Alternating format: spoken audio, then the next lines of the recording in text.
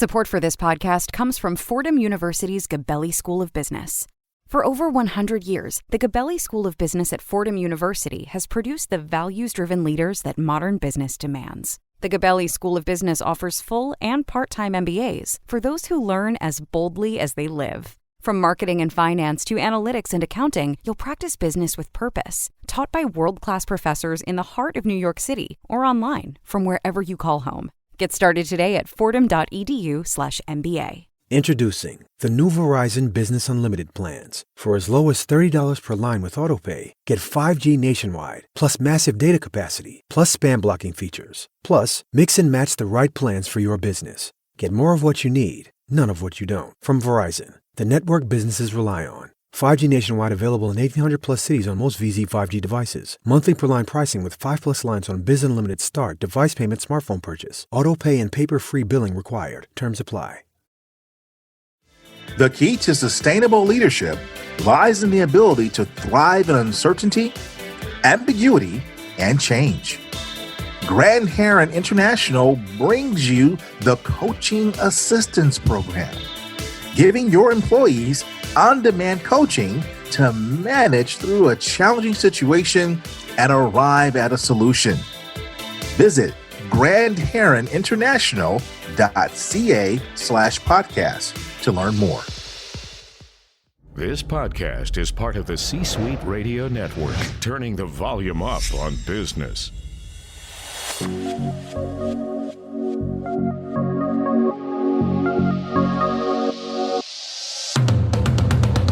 Welcome to the Keep Leading Podcast, a podcast dedicated to promoting leadership development and sharing leadership insights.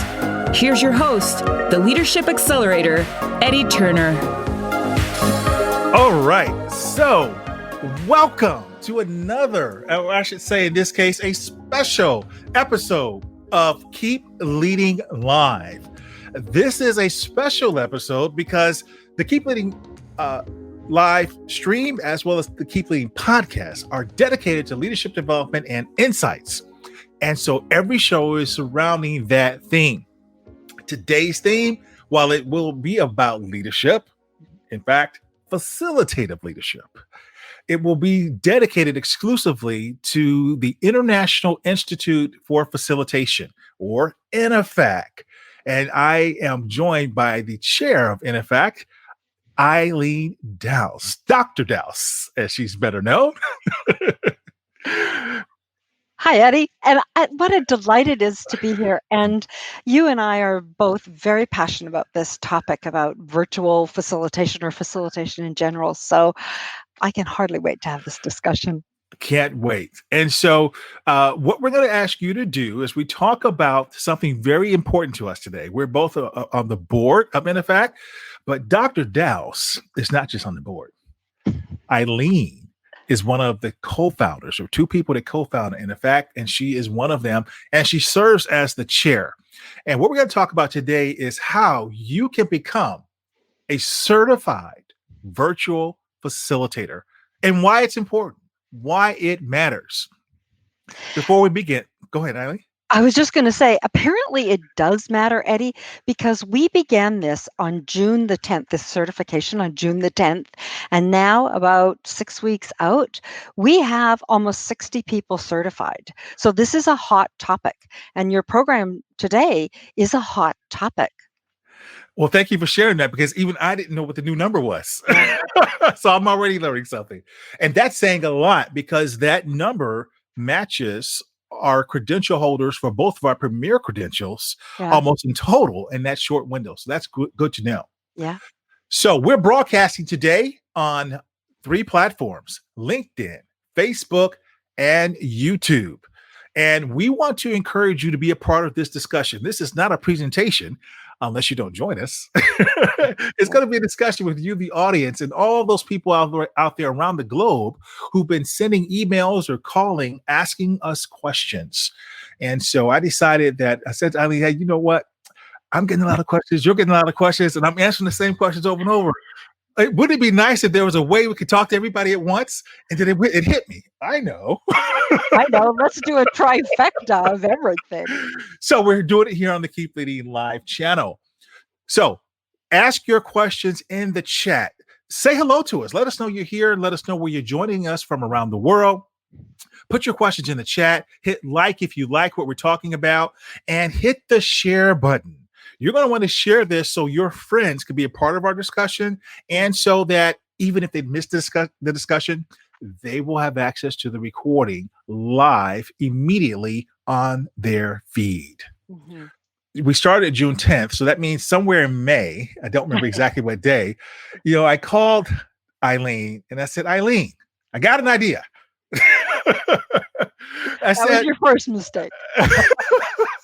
Well, I am now a certified virtual presenter, and that's different from being a certified speaking professional. Less than 17% of the speakers in the world have this credential, but just because you know how to handle a stage, it doesn't mean you know how to handle the virtual platform. That's right. And so if we're doing that for speakers, I think it's even more important for facilitators. Yeah. I gave a closing keynote at the National Speakers Association's Winter Conference in 2018, and I said the future of speaking is facilitation. Mm-hmm. Now, I didn't know how prescient that was. Because now I would say what I've said so much in our speaking world is that all speakers need to be more facilitative. Mm-hmm. And now, because everything's online, it's even more so important. Not only is it important from the online perspective, I believe that a lot of people are wanting that type of interaction mm-hmm. with their colleagues and with the people they report to. So if you don't know how to facilitate a discussion, please go out and find out how. It's really important. It's really important. Absolutely. Before we begin talking about the Certified Virtual Facilitator credential, it probably makes sense to talk about what is a facilitator. Yeah, let me, and Eddie and I have hung out for many years, so he'll know that I'm about to go inappropriate. And he's like, oh, dang, why do I invite this woman on my show? So I'll give you an appropriate answer and an inappropriate answer. Let me start with what could be an inappropriate answer. And I only say that because this response might not appeal or connect with a lot of audiences. Sometimes when I'm describing what a facilitator is, I say it's like being a midwife. You didn't make the baby, but you're helping to deliver the baby, right? And some audience members are like, what? I don't get it. So another analogy I give for facilitation is it's like being a Sherpa. You are helping a group climb up the mountain. Right?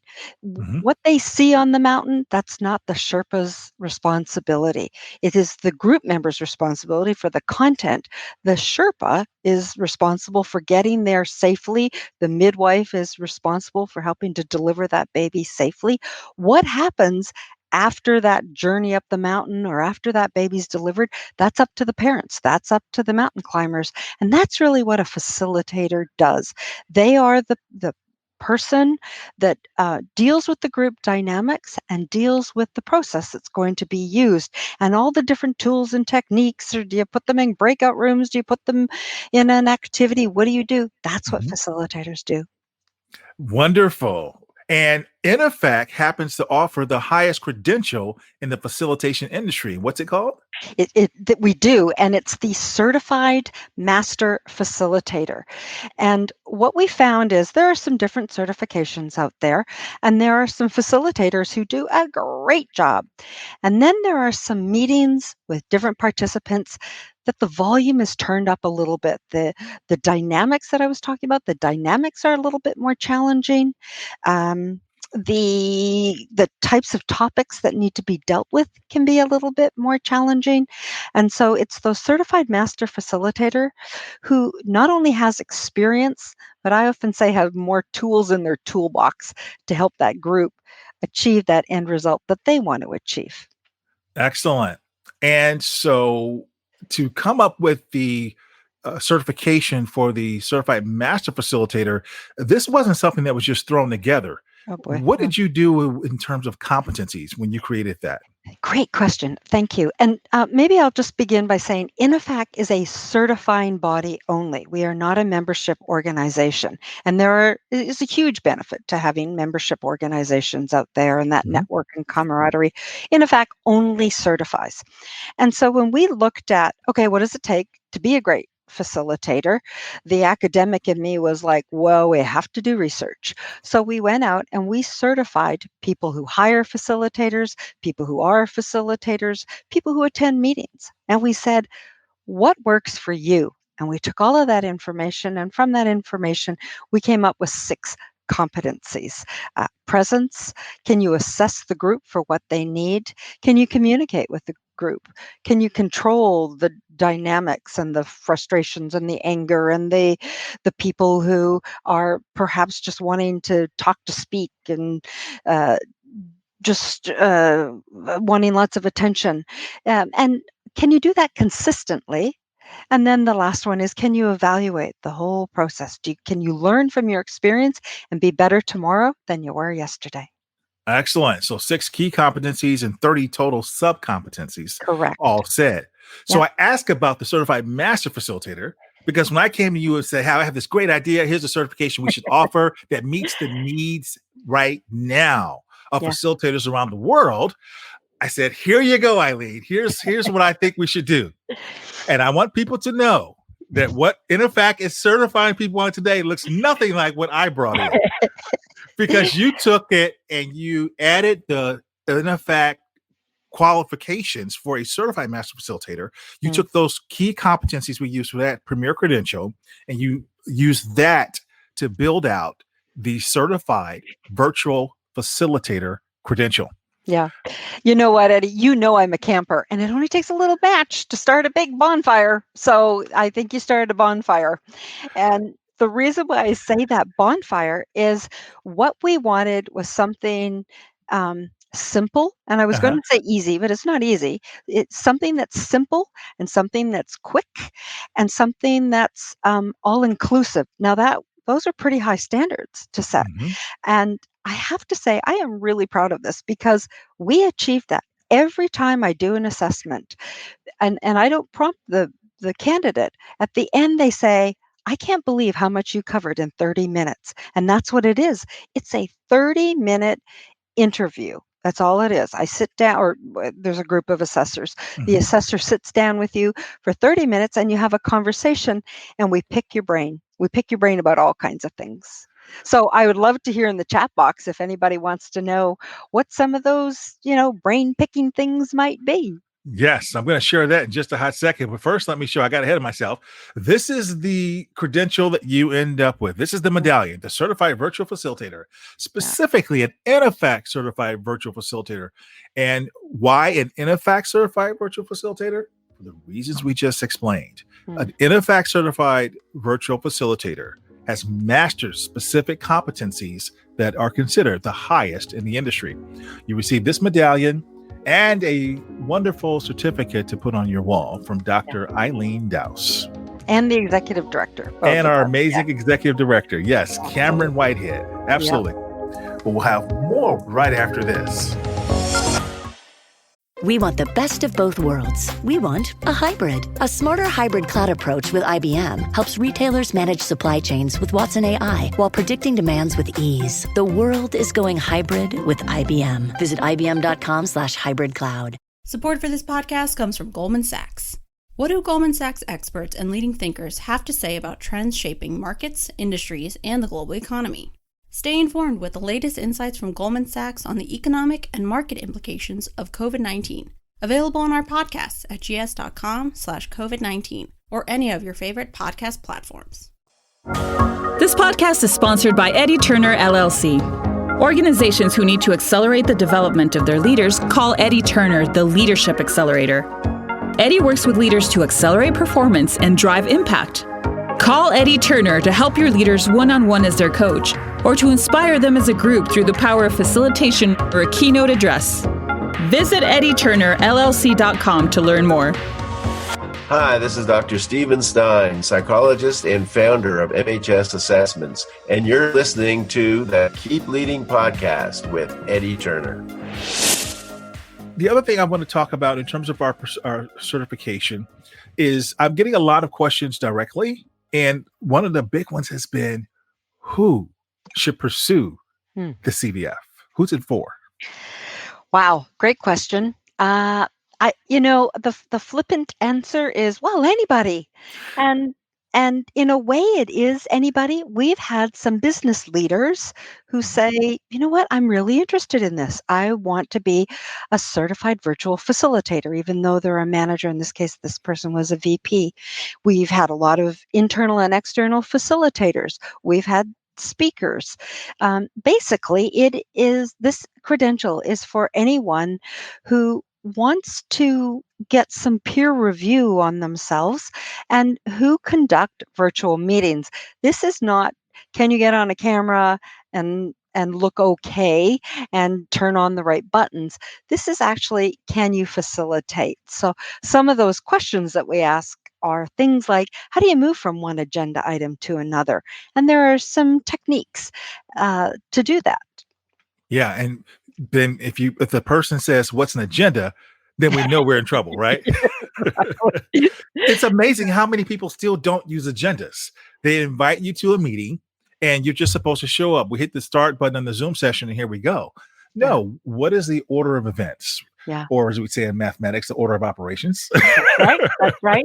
And How the would other this go? thing is, we often will say, some people go, "Oh my God, the facilitator's coming on. We got to do those stupid ground rules or whatever." And Yes. there's been a bit of a change to virtual etiquette, and now people have gotten very jazzy, and we now call that virtual netiquette, Mhm. right? And no matter what you want to call it, it's still framing up the conversation. So, in a way, we do that all the time. We frame up conversations. Hey, Eddie, could I just talk to you for 5 minutes? Mhm. Or could I talk to you at 6 o'clock for 5 minutes? So we frame up conversations. Why the heck don't we do that for meetings? Why Yes. the heck don't we start and say, the purpose of this call is to X? And if we could get done 5 minutes early, then all of us can go run off, get a bio break before we have to jump on to another meeting. And we want you to understand at all levels, no matter who you are, how are Mhm. you operating on different platforms? Because That- certain skills transfer over nicely from one platform to the other, and there are others that are very platform specific. Oh, yeah. A certified virtual facilitator typically has mastery of 2 or more platforms to achieve the credential. That's correct. That's correct. I've And had, obviously, Zoom is bubbling up to the top yeah, for ease. Not only ease for the participant because it's becoming so common, there are some nice features like breakout rooms that facilitators are really liking. yes, indeed. And then speakers have asked me. I'm a part of a lot of organizations, I guess, but Mhm. my primary organizations, of course, are my coaching career. We've got the International Coaching Right. Federation and the National Speakers Association, where I hold my speaking credentials. And so some of the speakers have said, do I need that? Mhm. And I've said, yes. My whole premise in 2018 when I gave that speech was speakers should be more facilitative. Mhm. And certainly now, all the more so, because speakers are not getting on stages. They are having to work within this little box. Or should I look at my camera up here instead of looking at you? Yeah. But we're having to work that. So, how do you work that effectively? How do you Yeah. do the engagement differently than what we do in the big grand ballrooms? Yeah. So, That's to right. your point, I think everyone can benefit from having facilitative skills and by demonstrating that competency. And during this downturn, for many people, they're finding that an extra credential doesn't hurt. Yeah, and you know what? Let's talk about the good, the bad, and the ugly here. We Mhm. have had some people that have not passed the CVF, and one case, the person had logged on, and after 5 minutes, they said, "Peace out. I just Wow. realized I need to do some more thinking," and it was like, you know what? You're right. Mhm. So, and they came back and they knocked it out of the park. Another person came close to passing and didn't. And within a week, went back, did a little bit more studying, came back again, knocked it out of the park. So the reason why I'm telling you this story is not because it's particularly difficult if you know the information. And we try Mhm. to make it very conversational and not nerve-wracking and oh my goodness. You if you do this and you do it right, then it's really, really simple and you have this lovely conversation and you share what you know. And then you are able to tell folks, I've had a peer review Mhm. and I can do this. Yeah. In fact, while I ask you this next question, I'm going to put this up so folks can see this. if you are interested in seeing what we're talking about, head on over to INIFAC.org. You can see the website URL at the top of this image, and you click on the button that says CVF, and then you will get all the details, how long it takes, 30 minutes, what exactly this is, and what it costs. So what a individual who achieves this can say, if you are an employee, you're not looking to be a paid facilitator as an independent one, but you can say inside your organization, here's the competency I have. Of course, if you're independent, you can say this to your clients. Yeah. Now, Eileen, I notice here that we're only charging $88 for this credential. Why are we only charging $88 for this credential? Yeah. What were we thinking? Because we're not making any money if we charge that amount. Well, here's what we're thinking. We're thinking that this is really valuable, and let's do this at cost and get the word out there that actually, we're not doing it at cost, right?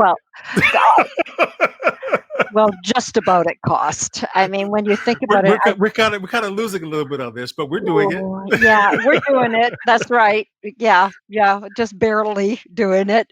And partially the reason why we're just barely doing it is because folks like you, Eddie, and me are volunteering our time and saying we believe in this. We want people, we want to share the knowledge. We want to share the love and the credential. So get out there and do it. And what we've said is, you know what, by December 31st, holidays are over. Well, then we will be upping the price at that point.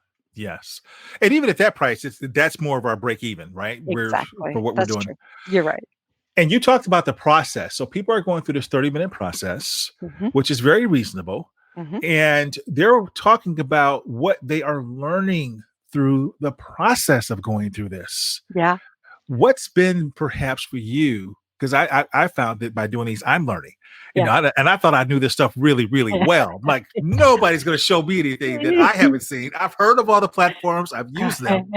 But I'm finding there's some platforms out there, and some have come online because of this that I have never heard of. Yeah. What are you learning? I'm learning how excited people are about fast.com. One of the things we check on for the certification is we check your bandwidth and your latency. And sometimes people don't know about that. So we give a little tutorial in the middle of the assessment. And people love the website to check how their internet is. And we have a standard that you need to meet in order to conduct virtual sessions. Some of the things that I'm learning about is one very sad thing I learned was that I have a bit of a jealous streak because someone in San Francisco had their bandwidth was 1 gigabyte. And I was like drooling on the camera. I'm like, oh my God. And he said to me, Eileen, I pay for this 1 gigabyte. And it was like, oh, wow, I didn't even know you could do that. Where can I get some of that? And then the other thing I learned partially from you, Eddie, and then partially from another candidate was this whole idea of it's important to have different camera angles. You know, it's almost like the old days of television where it was one camera, one angle. That's what's starting to happen in virtual. You need to have multiple cameras. So because of that, I went out and got myself a document camera, which is, think of the old overhead projectors. So you can change cameras and you can do some writing, and people like that because we are getting exhausted by constantly looking at a screen all day. Absolutely. And it's interesting when you talk about fast.com, how we arrived at that, because when we showed this to the rest of the board, everybody had their favorite testing site for speed.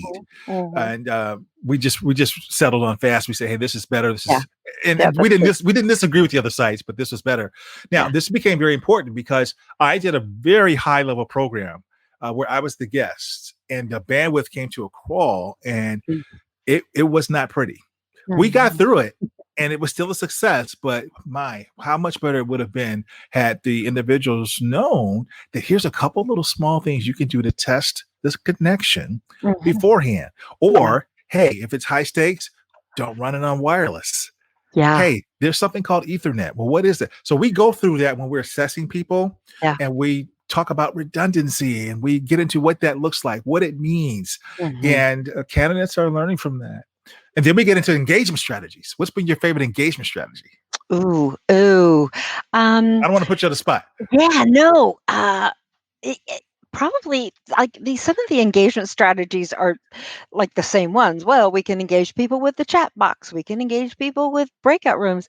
But how these people are using those different tools are really exciting. Like, and I may be saying things that everyone knows, but who knows? Like chat bombs, right? So you get everybody to put in their answer and then 1, 2, 3, push enter and send. And it's like, wow, we have all these answers. And it just adds a little bit of thrill. Um, I just heard last week someone suggested doing a scavenger hunt because it's about getting people up out of their chairs. And sometimes we think, well, you're in a virtual meeting, you got to sit down, you've got to do this, you've got to be serious. It's all changing. We've got kids running through the rooms, we've got cats on the desk, and we need to figure out the balance of all of that. That how can we make this a little bit more enjoyable and more human? Yes, absolutely. So we've been getting new strategies, and I thought we were pretty good. We've got a lot of documented strategies. I mean, our individually and our board collectively, Yeah. we've got some serious strategies. But I think all of us are learning something new as we go through this process as well. Yeah.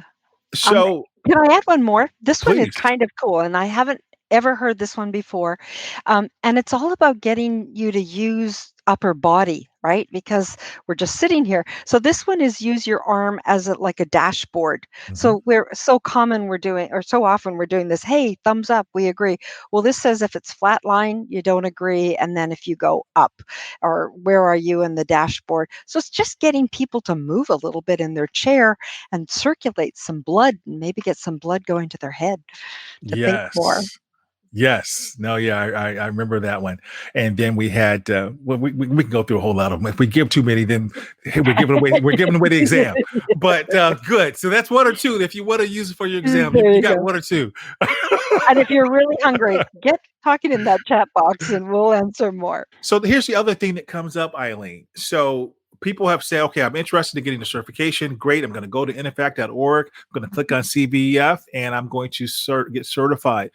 But what if I need training? Do you offer training? I am sorry to say we do not, and we are very specific at INIFAC to say we are a certifying body. Now there are lots of different sources out there for training, and Eddie, you and I have talked about this, and it's like you could get so overwhelmed. It's like, and quite honestly, I find that just talk to some of your colleagues, and Eddie and I will carry on conversations, or I'll talk to someone else and pass this information on to him and vice versa. So share the knowledge with colleagues, and sometimes colleagues will say, oh, I found this great site, and it just seems to help the absolute barrage of information coming to us on the how-to. Mm-hmm. Absolutely. Good. So I'm enjoying this conversation with the co-founder and current chair of INIFAC, the International Institute for Facilitation, where we offer the highest credential in the facilitation industry. If you are enjoying this conversation, hit the like button. Let us know that you like what you're hearing. Let us know you're here by saying hello in the chat. Tell us who you are, where you're from. What question do you have about facilitation or the Certified Virtual Facilitation credential? Or anything. we're coaches. We'll answer any question you have. There you go. But, you know what, Eddie? You were talking about how we're getting lots of questions. Yes. And one of the questions that I get a lot about is how do you appear on the screen? Mhm. Because you only get your little box, right? Yes. So for those who are presenters, it's how do you work the room? For Mhm. those who are facilitators, same kind of thing. But it's how do you look on the screen? And I would like to propose that we just have a little conversation about that. Things like lighting, because you've got the circle lamp, you've got the softbox lamp, you've got not to sit in front of a window. Those are some of the things around lighting. What have you found? One of the biggest most painful lessons I learned is not to have a window open behind me. I Yeah. did that one time for an interview, but yes, lighting. And then if you wear glasses like you and I, the Yeah. type of light you want, the ring light is not our friend. So soft Yeah. boxes are your best lighting. Right. Where you want it, whether you want one box set up or you want two set up. So we talk about that, and we ask people to explain that in their certification.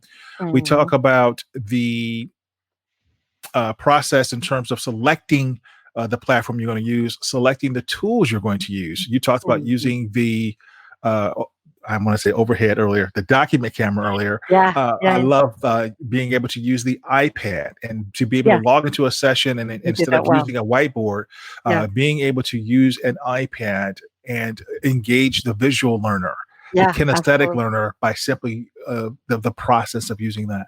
Yeah. One of the things that I'm finding that a lot of people aren't necessarily aware of is that your screen is divided. You have to imagine your screen is divided horizontally in thirds and vertically in thirds. Oh, sorry. You were asking me about the screen piece. I apologize. I went away from that. That's okay. That's a good coach. I just brought you back on topic. And the goal is to be in that middle third. And I've had people, even on the assessments or even in conversations, it's almost like they're using their body, which is great, but they get really close and then they get far away, and almost to the point where you can get nauseous of what's going on. Or I have people who are sitting very high and then they're looking down at you, or the camera is so up and you can tell if they should have their nose hairs trimmed. So it's really important about staying in that middle third. Yes, it is. And you come close when you want to make a point, when you want to lean in, right? Yeah, exactly. There was something I was going to tell you. Oh, my friend, Dr. John Molidor, he's a neuroscientist. He would say that everybody should be, if I remember correctly, we should always be to the audience's right. So I should be more further left. So everybody has a different thought behind that. You're right. But I do like center third is usually a good rule. I'm with you. You would drive me crazy if you were just off balance there. So, but that's me. That's me. The other thing is just around distractions too, right? We've had people with not only in this assessment, just talking to colleagues, the ceiling fan is going around. And again, anyone who gets seasick, I'm like, oh, get me the Dramamine. So you have to watch out for those things. Yes, and then it shows up in terms of sound, which is another thing that we talk about, the importance of having the proper microphone. And then if you're using a microphone, what you should be aware of between the difference between the microphone and the headset, where the audio is going, where it's coming from, and how you separate the two channels and why you do that. So we get really specific when we get into this assessment. And have you noticed that those people who are understanding all of this, oh, I need a better camera. Oh, I need a better microphone. Sadly, I want to say to them, good luck trying to find one, because it's like the market has been glutted right now. And everyone thinks, oh, the microphone on my laptop is fine. Yeah, kind of, sort of, it is. It's better to have an external mic in our minds anyways. Absolutely. Yeah. All right. So what did I miss? Did I leave anything out? I think I tried to ask you all the questions that I have been receiving. Is there anything you've been receiving that I missed? Anything I've been receiving? No. There are a couple things that I'd like to bring up for folks that I think would be beneficial to them. Okay. Would that Go work? for it. One thing that I believe people forget about is those terrible, horrible, awful moments when your internet crashes, your electricity goes out, or if you're using Zoom or your platform fails. So we have conversations about what are your backup plans? What do you do with those in those oh my word moments? And if you're facilitating a meeting, you have to have a backup plan. Even if it's your backup plan's a backup person, that's fine too. You got to have a backup plan. Yeah, that's that redundancy we were talking about. And an uninterrupted power supply goes a long way. Ooh, yeah. Angie's chiming in. Angie says she uses a wireless Bose earbuds, and the sound is so much better than using wired buds or the laptop. Thank you for chiming in, Angie. Yeah, thanks, Angie. And you know what? On the receiving end, I've heard that those are pretty good. And I've also heard that Apple now has noise canceling earbuds that I need to go check with my bank first if I can afford those. I do think that they work just as well, and sometimes they're not as clunky. I was talking to someone the other day, a psychologist, who said there is something mentally disarming when you wear the earbuds. If you have the headset, you kind of look more formal or whatever. So, thank you for your point, Angie, because I think that is spot on. Thank you, Angie. Yeah. Yeah, indeed. In fact, the audience who watches me every week will probably notice that I shift between using these and my Apple earbuds. Because I want a certain look, I don't like to wear the headset. I use these when I'm doing the podcast behind the scenes because I separate the audio from the my voice from the audio I'm hearing so that we have a clean track. Right. But I have found when I do these live episodes, for some reason, both of the times I use Apple earbuds, the audio was horrible because it was not using my main microphone. And so it didn't make those episodes as good. So I just said, I'm going to stick with these for now. But yes, we'll even notice that the newscasters, when we're watching television, they're all using the Apple earbuds. Yeah. So it is a thing. Apple. It is an official thing. Another way that Apple is taking over our lives. Yeah. Okay, Angie, you're on next on this show. You do the show. You know. The other thing that I wanted to bring up that I think people really forget, and we talked about moving the body with different activities, is how do you get people engaged? And a large portion of that is your own energy. Right. Yes. So sure, there's the use the chat. Sure, there's the put people into breakout rooms and have discussion, but just be so conscious of your own presence. And when a facilitator, a presenter comes up at a high level, the group will be a little bit lower. So if that facilitator presenter is coming in at a medium level, your group is going to be at a low level. So you really have to be on. And more I'm hearing how many facilitators who are doing this virtually are more exhausted at the end of a virtual session. Yeah, you've got to bring it. You've got to bring it. Hey, sure do. Someone you assessed has joined us, Iris Lopez. She says, hello, Eileen. Iris. Hi, Iris. The certification experience was awesome with Eileen. Aw, thank you. Thank you. Well, how about that? She's joining us from Puerto Rico, and she was one of our talent development leaders there who ran the ATD chapter for Puerto Rico. And she was also a guest on this show a couple of weeks ago. So thank you for chiming in, Iris. And Iris, if you could chime in some more, if you have any takeaways that you found from this assessment. I had shared some of the things that people had noticed along the way, but if you have a specific, this is something I learned or something I didn't realize I knew, we would love to hear from you or anybody on this call. Yeah. For sure. So we're headed toward the wrap up. So if you've got any questions, this is your chance to jump in with the final questions. And if you haven't hit share yet, hit share, please, so that your friends can get the answers to these questions. We hope to see you going to the INIFAC.org website and taking advantage of getting your medallion to become a certified virtual facilitator and having your certificate that you're able to share with your friends. So head on over there, check it out, and we hope to be sitting in front of you, assessing you really soon. And with that assessing, please know we also laugh. I mean, this is not a scary thing. I promise you. We view this as colleague to colleague, and really just sharing information and setting that standard. Yeah, no, we're not scary. Yeah, we really are. I mean, people are nervous. I get that. But you know what? We just relax them and share stories. Although, true confession, I'll tell people that when I went for my first INIFAC certification, Eileen Dowse did fail me. And look at us. And like, maybe look at us now. Who is this Eileen Dowse person? Doesn't she know I'm the best facilitator there is? And she shot me down. And baby, look at you now. Look at you now. Oh gosh. So she's not scary, but she is tough. I will tell you.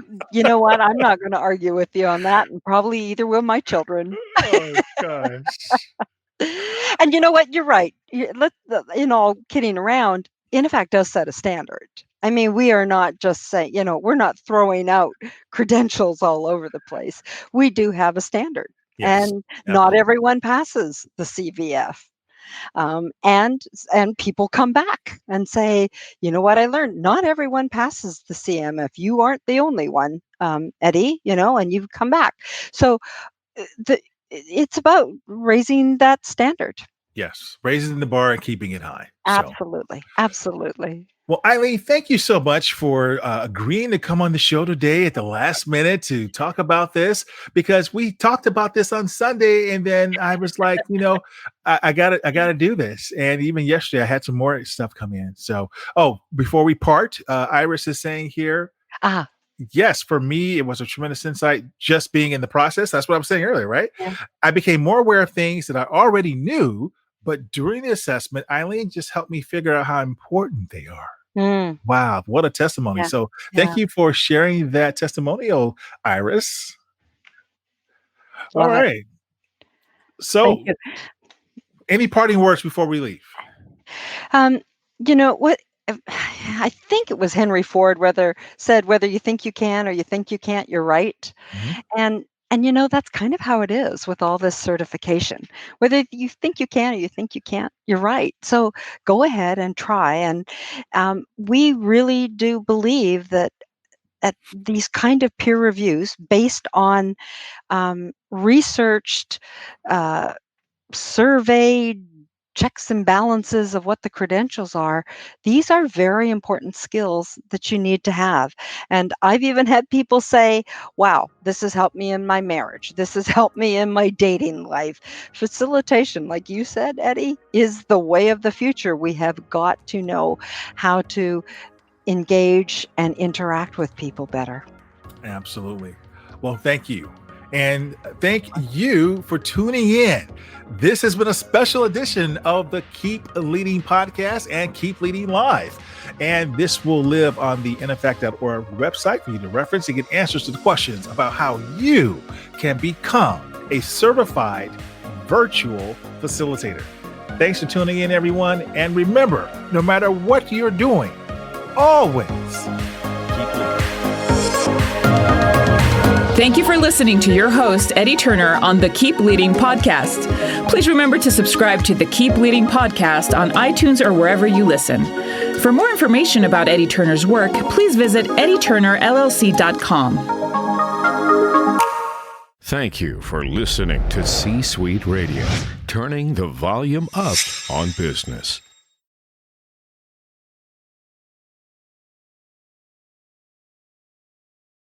Hey, C-Suite Radio listeners, Jeffrey Hazlett here, Chairman and CEO of the C-Suite Network. Has your business been seriously affected by COVID-19? Are you having trouble getting a loan to meet payroll? Is government red tape causing your business to shut down? Well, we're here to help. C-Suite Loans is a business program designed to provide companies just like yours with immediate access to capital that will keep your business not only afloat, but driving and thriving. C-Suite Loans works in conjunction with vetted funding to provide you with the best options based on your financial needs. We understand the challenges and we have a solution. Visit csuiteloans.com today to learn more. Once again, that's C-Suite, S-U-I-T-E, loans.com.